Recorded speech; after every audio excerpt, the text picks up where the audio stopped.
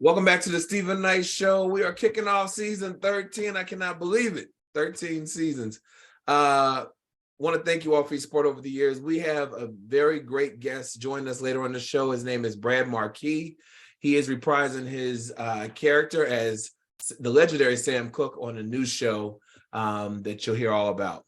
But we have the hottest topics everyone's talking about. Can't wait to get into it. I do want to tell you about our MLK event that we had last Monday. As you know, every holiday season, we do our Christmas surprise giveaway where we raise money. And we've done different things over the years where we've blessed the family with Christmas for them or different charities. But over the last 5 or 6 years, we've been collecting care packages that we distribute to the homeless community on MLK Day. And we did that again this year. And we kind of started late with our fundraising, but we were able to raise a lot of money. We passed out care packages. We passed out shoes, clothes, food, and other essential items. And so I want to thank everyone who donated. We definitely appreciate you and look forward to doing it again next year. All right. So family, we are back. The gang is back. Season 13. How y'all feeling? Good. Feeling good. Excited. Back like we never left. Like we never left. And you know, they say you're not supposed to say Happy New Year at a certain point. I haven't not seen you all, so I'm telling you all Happy New Year. And our viewers and listeners, Happy New Year to you all. And I won't say it again. Who said that? Well, I say that you have until MLK Day, but some people said by the second or third, you need to stop saying it. Lies. Right. Well, listen, our question of the day is, do you prefer text message or phone calls? Lynia. I need a phone call. Yeah, I get that from you. You know, I be breezing through text messaging, and as Chike knows, I've officially been off social media since New Year's Eve. I'm not on social media right now. I haven't seen you posted. Yeah. I'm on a blackout right now. I don't know when I'm coming back, but I'm on a blackout. So I've logged out of everything. And what caused it? What caused this? I needed my time back. Yeah. Social media takes up a lot of time, even when you're not posting, because we get stuck in the matrix of scrolling. Yeah. You know, I was kind of burnt out just from mad, glad, sad, happy. I was like, you know what? Yeah, I'm gonna go ahead and get up off of this thing. And I will be honest, since I've been off, I've gotten more done and I've been able to focus more and, do what I need to do. So when I do go back on, I'll go back on with the plan, which I'm already putting in place to be, for my post to be automated. And I'll have scheduled times that I'll go on and I'll check to engage with people relating to my post. Now, I know I got a lot waiting in my inbox from a certain person because we like to share funnies. So and there's one Tiffany Yancey and one Chad Eric Smith. I'm missing a lot of funny content right now. I'm going to get to it when I come back. Yeah. All right, Chike, do you prefer text messages or phone calls? It depends on if I want to talk to you or not. Yeah, I can go either way. So for quick little blurbs, text message is perfect. Mm-hmm. Don't ask me a question that's really complicated in text and you want me to text you back. The one thing Chike Evans doesn't do is write books over the phone. If you want a short story, if you want a novel, I can do that all day long, but we won't do that via text message. Right. Got it? Right. Good. What about you, Nayyir? Can you hear me well? Yeah. Yeah. No echo, nothing funny. Cool. So I'm like a little bit of everything. I love, for business, it's got to be phone calls because I think there's just nuance that just somehow it's always missed in text messaging and email. Yeah. But casually, 80% of the time, I'm good with text messages, but I'm that kind of person that sometimes I just want to call my folks and I just want to talk. And that could be a phone call about something or nothing. And that's, you know, probably 20% of the time, but casually, most of the time during the day, text message me all day unless it comes to business. I need to probably talk to you about whatever it is that we working on, so we can capture all that nuance that we need to capture. Yeah. You know, I think I'm more like you when it comes to that. Like even for New Year's Day, I text my dad. Well, we have a family text group, and I text Happy New Year. My dad called me later on that day. I ain't heard from you. I said, well, I sent out a text. He said, I ain't get that. And so I think depending on the person, I make a conscious decision. That, like yesterday, I called him, you know, which I usually do anyway, but New Year, I was kind of recovering and, kind of just Happy New Year, But yeah, it depends on the person, but most times text me. But if it is business or something, crucial that we can't discuss in a text, then call me. You know what I mean? I think when you know your friends and people in your life, then you try to acquiesce to that person because not everybody's the same. Chike and I work with each other, especially when we know we're at work, you know what I mean? But at work, we may be able to have a whole conversation because it's something that we need to talk about right then and there.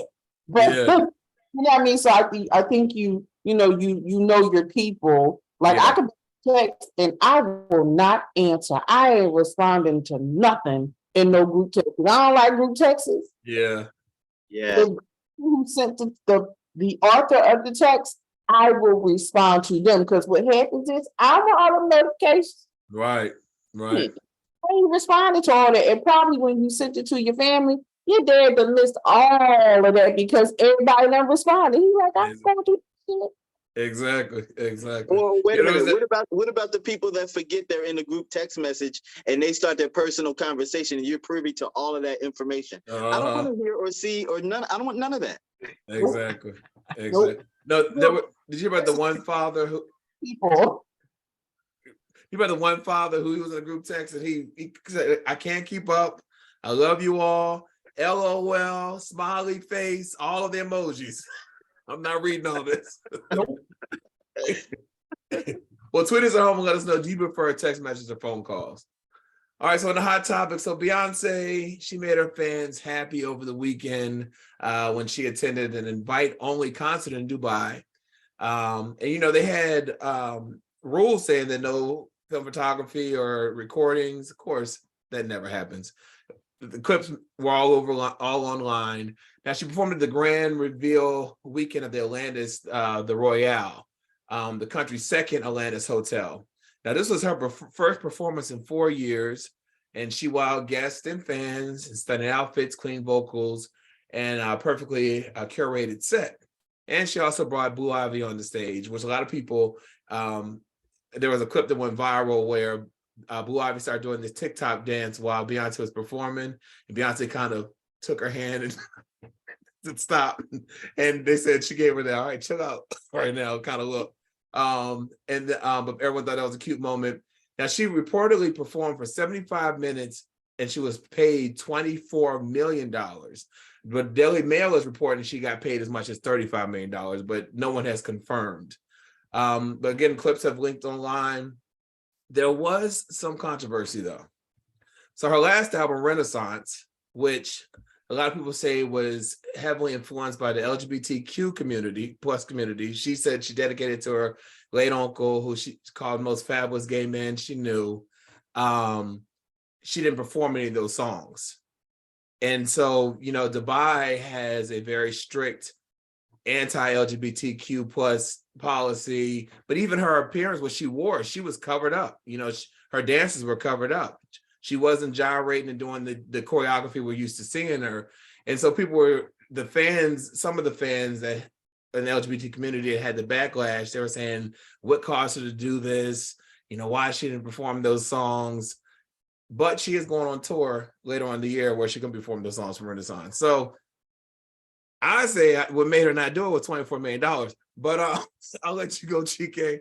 What are your thoughts on this performance, first performance in 4 years, some of the backlash, but also some of the praise she's getting? So I'll start off with Beyonce was pleasing her client. Her client paid for a service. Yeah. Her being the consummate businesswoman, she gave them exactly what they wanted. Mm-hmm. That's one. Two, I think that this is going to be the start of other countries using our artists to pull people into their countries, as far as tourists are concerned. Because the next thing we'll probably see is going to be a big event, and you'll have somebody like a Beyonce or Rihanna who will be paid as much to perform, but it'll be geared for tourists to come into the country to bring an influx of money in. So I think that that's going to be the next wave. Yeah. Yeah. Nayyir, what are your thoughts on all this?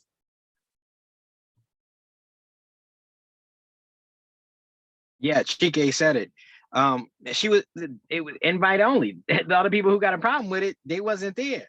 You know, Right. they couldn't be there. It wasn't for them. Right. And it just shows how flexible she is as an artist. She still can perform her catalog, regardless if it's her latest or not, and still be relevant to, you know, the appropriate audience. They wanted Beyonce, and they wanted Beyonce in the way that they could palette her for their general audience or the private audience. I think that was you know, the people online that have you broke and busted. You know, they would have you out here broke and busted up.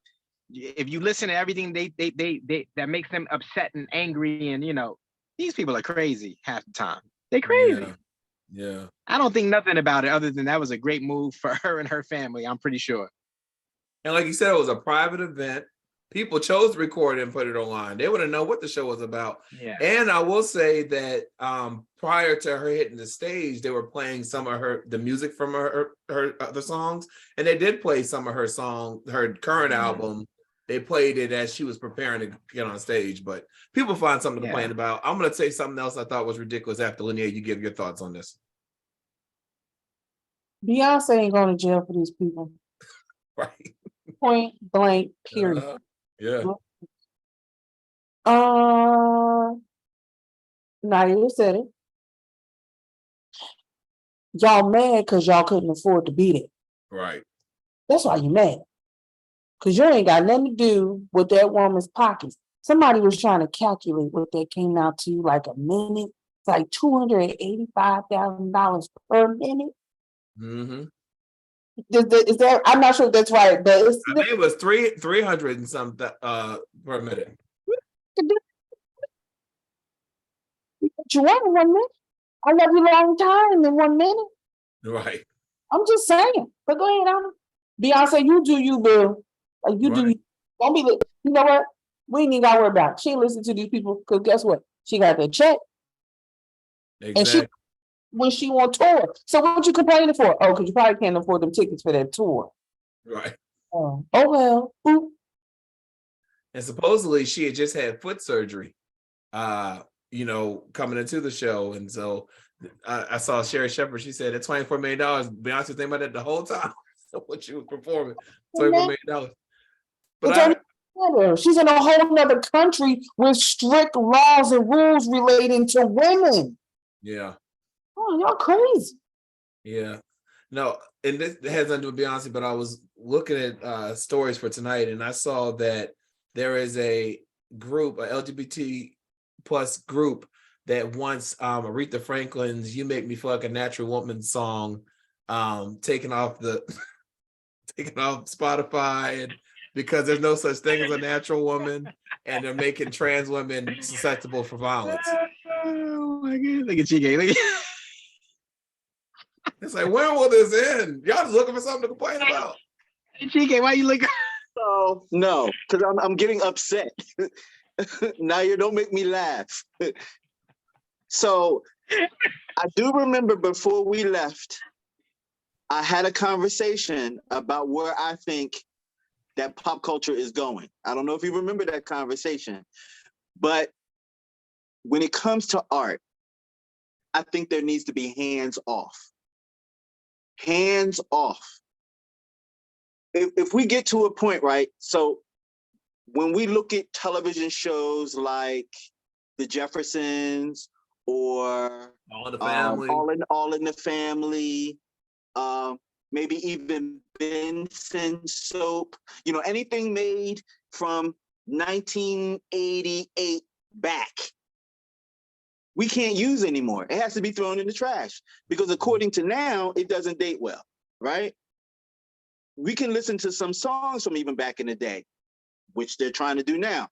According to what they're trying to do now, they don't date well. Mm-hmm. They're already trying to erase our history as it is because it doesn't date well. It makes people upset. It stirs up souls. It makes certain people feel embarrassed about themselves. How far are we going to go with this? How far are we going with this? But I feel like it only relates to us and what we do. And I think I said this to Chike. You know, I'm I don't have cable. So, I stream all my stuff and I watch a lot of YouTube, and I was watching In Living Color. I was watching Mad TV. I'm like, yo, this could not be on now. I was even watching the PJs, and that's an animated show. I was like, yo, this could not be on now because of these sensitive ass people, all of whoever these people are. And it's like, you want to take away for what? You want to be what you want to be, then be you. I was born a woman. I have a vagina, period. I'm a real woman. That's what I am. I'm a real woman. I had a baby. I carried a baby. You want to do what you want to do, but you can't take away my right to say I'm going to be a woman. Period. Yeah. One woman commented, she said, I am a natural woman. Well, except for my breasts. She said, those are fake. But everything else is real. I'm a natural woman. Yeah. So just so that I get the offense. So the offense is because Carole King wrote the song, right? Carole King wrote the song. She's a natural woman. She felt like a natural female. Aretha Franklin decided to sing the song. She can sing it because she feels like a natural woman. The people that aren't natural women take offense of someone living in their truth. They said there's no such thing as a natural woman. What? And that it's causing trans women to be targeted. That's what I read. My mama's a natural woman. But see, this is the issue. This is an issue because there was a conversation before about removing the word woman. Like there was a conversation about removing the word. I'm a woman, period. You were what you were when you were born. You became what you are now. I was born this way. I don't care what you do and what you are. But why are you trying to affect me? Because I'm not trying to affect your life. Right. Now I feel like I'm calling BS relating to it being like putting them in some form of danger. Because as a woman, I'm in danger too. Mm-hmm. I'm becoming an endangered species. Especially as a Black woman, yeah. Black woman, I'm becoming an endangered species, not only by the world itself, but now by the trans community, what I feel. Yeah. And it's not everyone in the trans community, just so we can be clear. Right. So yeah. There are trans individuals, and I know a couple, to be very honest, that they do believe in that separation of the definition.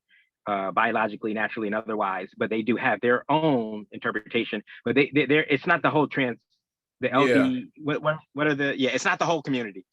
Just to point that out, and I think you all know that. I'm just saying. I want to make sure our listeners know that as well. That we understand that there is a very special group of people who feel a certain way, and there's another set of groups of people. Yeah, absolutely. Because there were people from the LGBT community, and trans included, who commented and said this is ridiculous. You know what I mean? They were commenting on that same article saying this is ridiculous. So, but yeah. All right. So this is a more serious topic. Well, that's serious too, but this is more serious.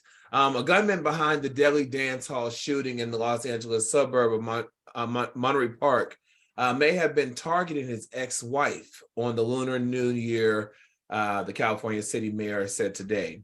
The revelation came as investigations are focused on personal motive and have discounted hate crime or terrorism as possible inspiration for the attack. Multiple law enforcement officials familiar with the investigation have said.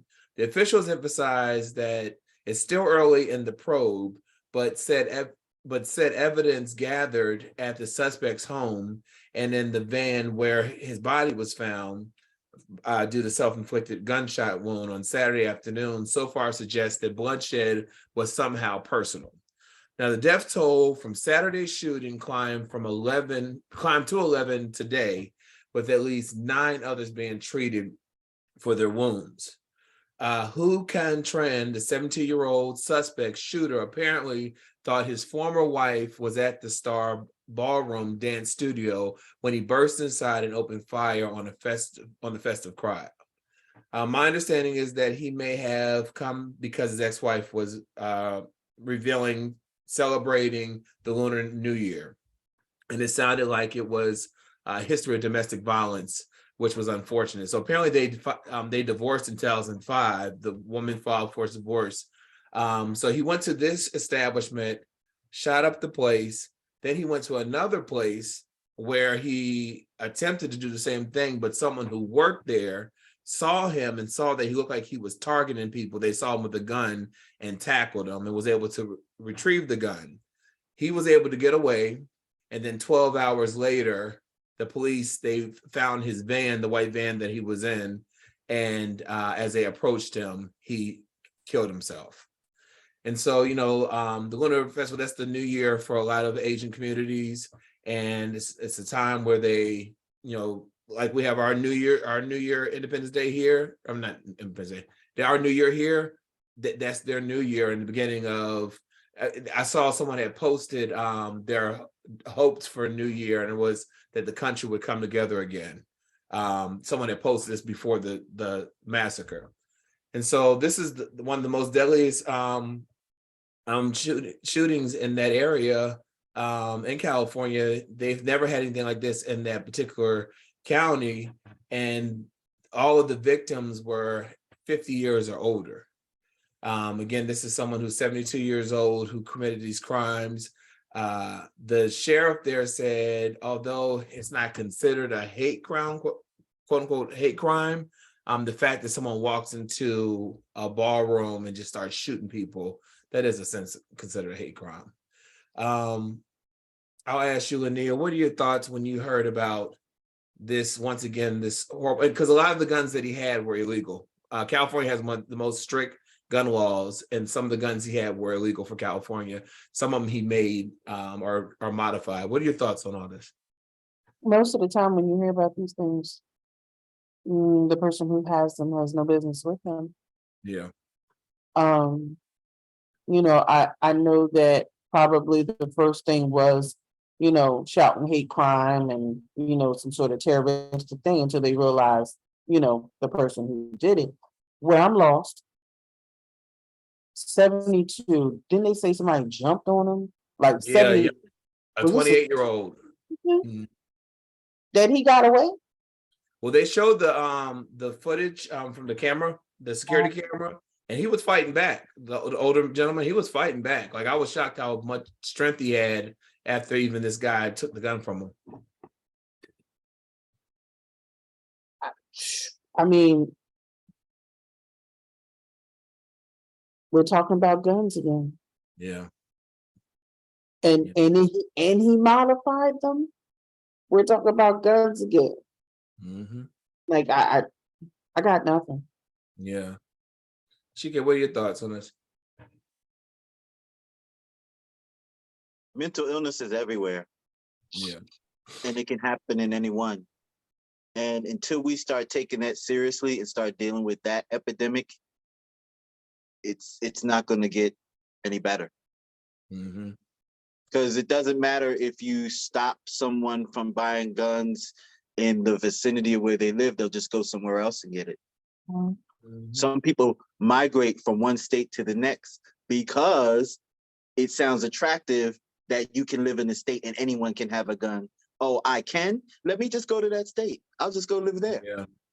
Yeah. Because I love my guns more than I love people. Mm-hmm. Yeah. Nayyir, what are your thoughts on this? Yet another mass shooting in the United States. Yeah, I mean, I echo their El Boogie and Chike's thoughts as well. But it's this is a product of politics. This is a product of you know, our healthcare in general across America. People in America are hurt, and they're not happy. Their brain health, their mental wellness is being affected.